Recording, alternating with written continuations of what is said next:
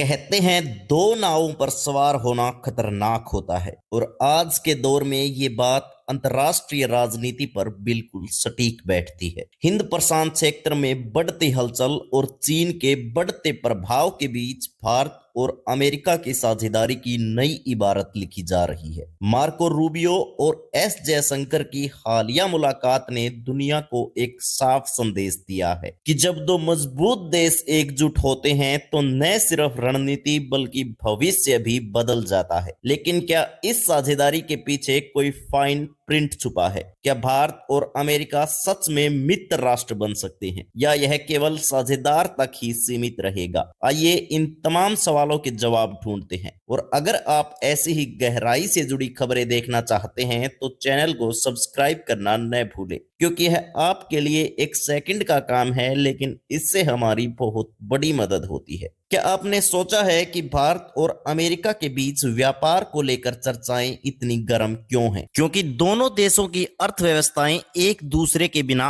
अधूरी हैं। इस मुलाकात में व्यापारिक अवसर बढ़ाने पर जोर दिया गया, खासकर तकनीकी क्षेत्र और क्लीन एनर्जी प्रोजेक्ट्स में। रूबियो ने साफ कहा कि अमेरिका भारतीय कंपनियों को निवेश के नए अवसर देना चाहता है, जबकि भारत ने भी अपनी मार्केट को और अधिक खोलने की बात की। अब सवाल यह है कि क्या यह व्यापार भारत को अमेरिका का डिपेंडेंट बना देगा या यह दोनों देशों के लिए बराबर फायदेमंद होगा? रूबियो और जयशंकर की बातचीत में यह मुद्दा भी उठा कि अमेरिका में अवैध रूप से रह रहे भारतीय नागरिकों को कैसे सुरक्षित वापस लाया जाए। रूबियो ने भारत की तारीफ करते हुए कहा कि यह पहला देश है जो इस मुद्दे पर सहयोग करने को तैयार है। जयशंकर ने यह सुनिश्चित किया कि भारत अपने नागरिकों को जिम्मेदारी से वापस लाएगा। लेकिन क्या इस कदम से अमेरिका की आव्रजन नीतियों पर दबाव कम होगा या यह सिर्फ एक प्रतीकात्मक बयान है? दोस्तों, जब रक्षा की बात आती है तो भारत और अमेरिका के बीच का रिश्ता और भी खास हो जाता है।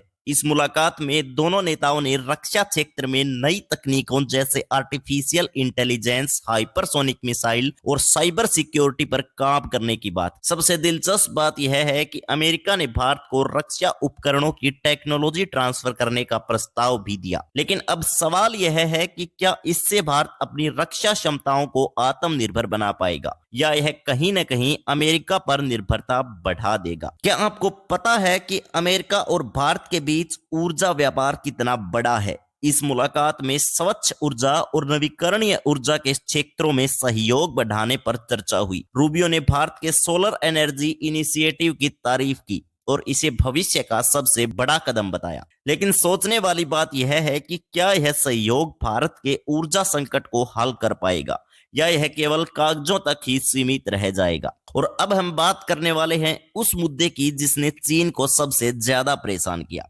हिंद प्रशांत क्षेत्र। रूबियो ने साफ कहा कि अमेरिका इस क्षेत्र में चीन के बढ़ते प्रभाव को रोकने के लिए भारत के साथ कंधे से कंधा मिलाकर खड़ा रहेगा। लेकिन क्यों?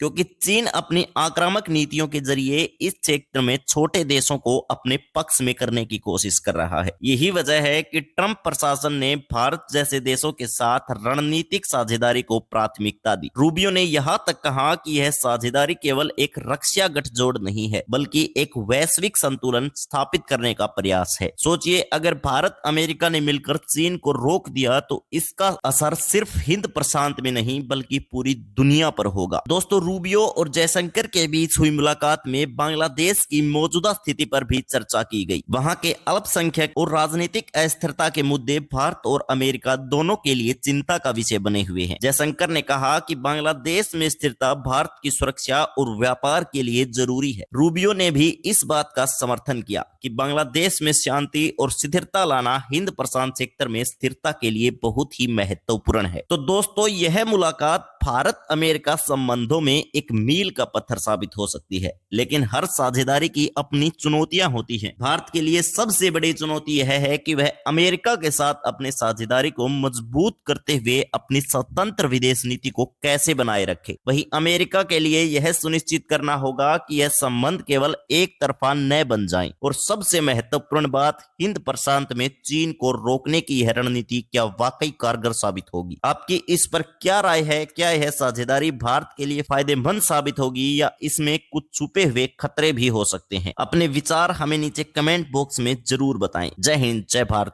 धन्यवाद।